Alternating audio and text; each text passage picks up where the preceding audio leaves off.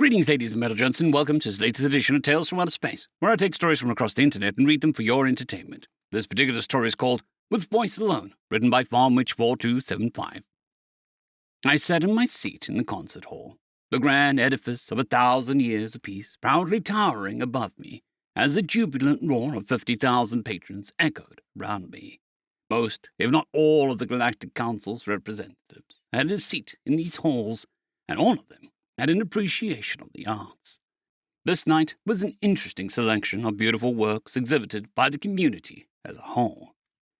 It started with the Rakani, a whimsical tale of their native wind instruments that carried perfectly through the concert hall, a melody of happiness and prosperity, played through the wind instruments held by a species of centipedal beings, hard to look at, beautiful to listen to.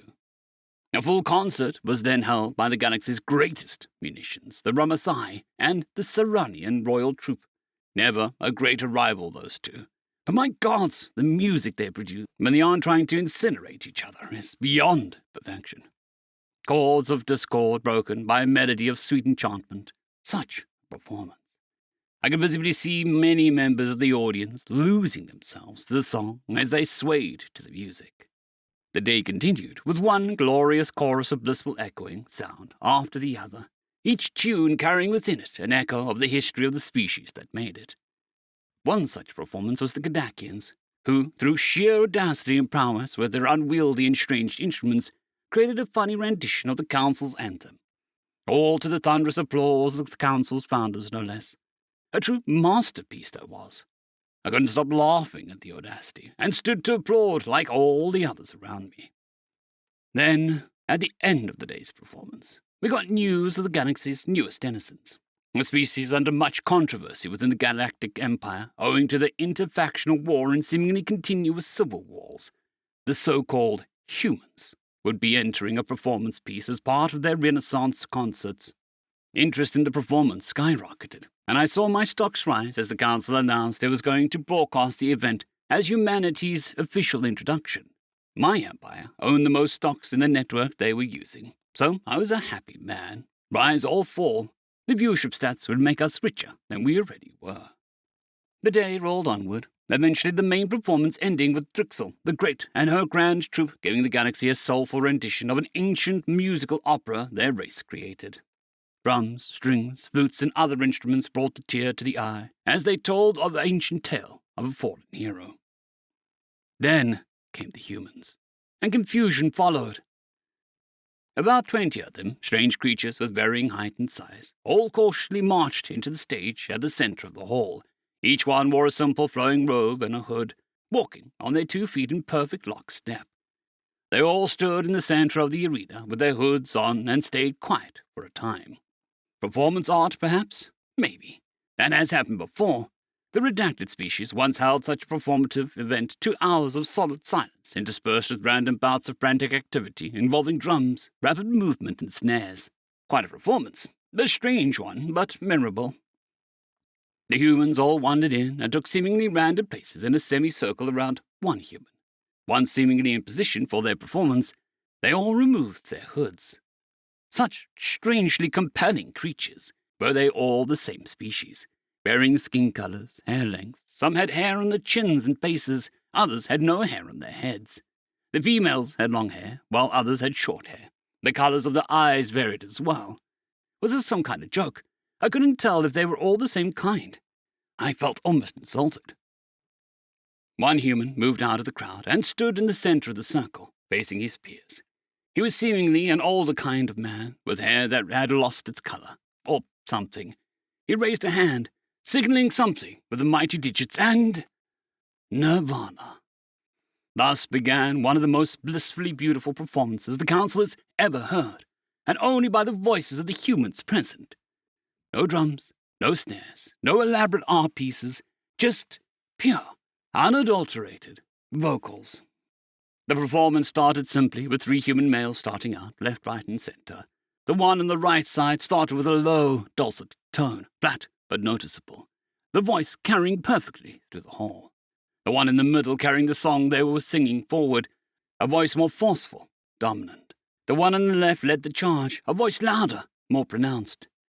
All said no words. It was just noise. Noise working in perfect harmony to produce a sound none had ever heard before this. The three worked in perfect concert for a solid 3 minutes, confusing the mind. We knew not what we were hearing, but we liked it. The one on the right maintained the same tone for the entire time, the one in the center creating a melody, the one on the left controlling the tempo and volume. It was beautiful. We knew not what song they were singing, but it became almost immediately captivating. A song of strength, speed, endurance, a memory we never had, suddenly flooding us. I felt as a lone soldier on the precipice of extinction, fighting insurmountable horror, one fight after another, somehow coming out on top. And the song seemingly ended, going in a completely different direction suddenly, instantly, seamlessly, perfectly. The three men, not skipping a beat, stepped back, and more voices were added to the sound. A new, almost entirely different sound followed, bringing a tear to our eyes as the whole group began to proudly sing.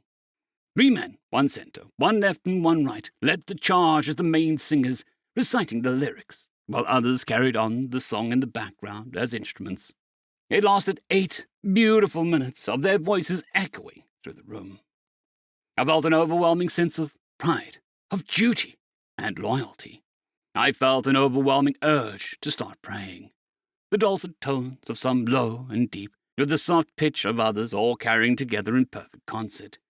Some parts of all of them spoke in unison with the lyrics, and some points only a few spoke, while others simply chanted a single note. The song seemingly ended, and the tempo of the music suddenly went up. Speed, volume again, with a seamless perfection. The lyrics and sound changed to fit a new song. The voices of the females became more prominent, and every voice picked up to a beautiful chorus. The song was discordant, but so beautiful, starting with a soft tune from the females, then gently going down into the thunderous roar of the males. The lyrics again in a language undecipherable, spoken only by a few people. Men and women singing in concert, the music driving them held up by the voices of the choir with them. The song switched to a more definitive tone, going from hopeful, almost innocent, reaching a crescendo of power and strength in the middle. Then the voices rose again, the echo of a beautiful sound giving the crowd a skip in their step, a feeling of accomplishment and prowess, like they had single-handedly built an empire all on their own. Then the music slowed, and the dulcet tones set the scene for the next phase. All the men sang in unison, loud grunts, dark tones, deep voices, and a loud, thunderous roar, accompanied by the softness and high-pitched of the females, creating an accompanying track. The song conveying a sense of wonder and amazement, a ballad of power, unfettered in a world gone mad. I felt like I was the only sane voice in the universe, on the brink of ruin. I never spoke a word. The song continued for several minutes. It dispersed with short melodies, sudden stops to high-pitched notes, followed closely by soft rumbles and gentle notes. The men stopped, allowing the women's voices to prominence, almost like a musician was using a break in the song as a whole to create a melody all his own. The crescendo hit with a force, and the music conveyed a feeling of a warrior facing impossible odds with nothing but grit and strength. The song came to a short but beautiful end.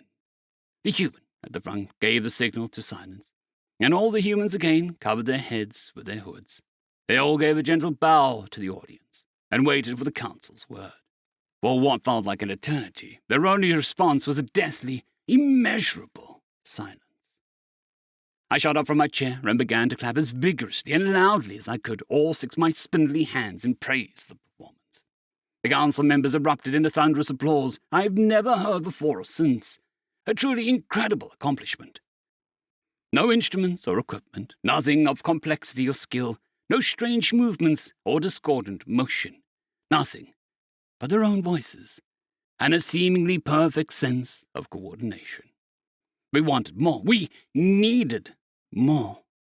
We rioted. We fought it. We declared war. They bowed their heads and left the room while we clamored, screamed, and begged for more.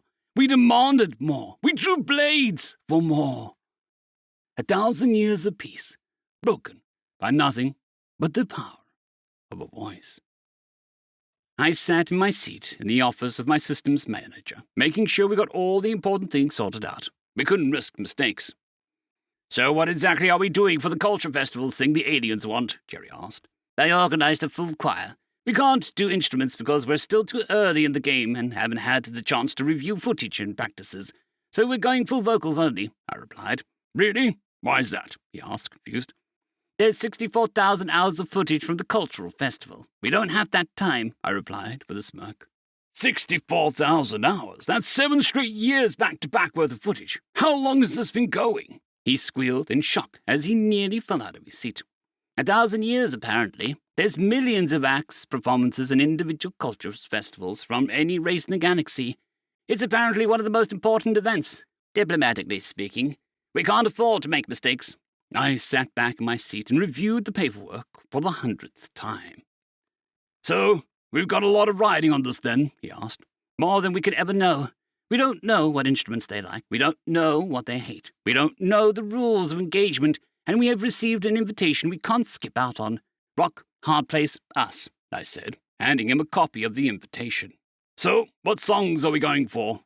"The Halo theme by Monks Gorgonia, Slow Regina, the Third Templar March, short version, all vocals versions of the Space Engineers menu theme, and the vocal versions of Skyrim menu theme. The version made by Peter Hollins and Lindsay Sterling. In that order," I replied. He just glared at me. "You've got to be kidding me. It's all we could do in short notice, and we can't back out. It'll be fine, don't worry about it. Worst they can do is clap politely, and then we can be on our way and get back to work." The choir said they know all the songs and can ad-lib a few parts to make sure it works. So I trust them. They only have 2 weeks to practice. Should be fine, though. We've handled worse, I said. "You mean like that one time too not? Talk about that. I still have cold sweats from that. Either way, it won't be another situation like that. Like I said, the worst they can do is clap politely, and we won't be invited back. Then we can just mind our own business and get back to work. Easy peasy. Best case scenario, we can contact a few empires and politely offer us some trade deals out of pity.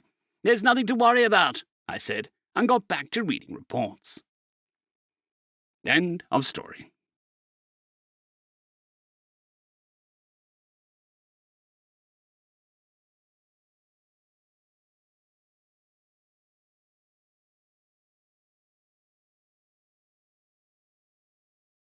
I'd quickly like to thank our Tier 5 channel members, Caspar Arnholtz, John Creighton, Manatharia, 050, Dragzoon WRE, and Elijah Silvercross. Thank you very much.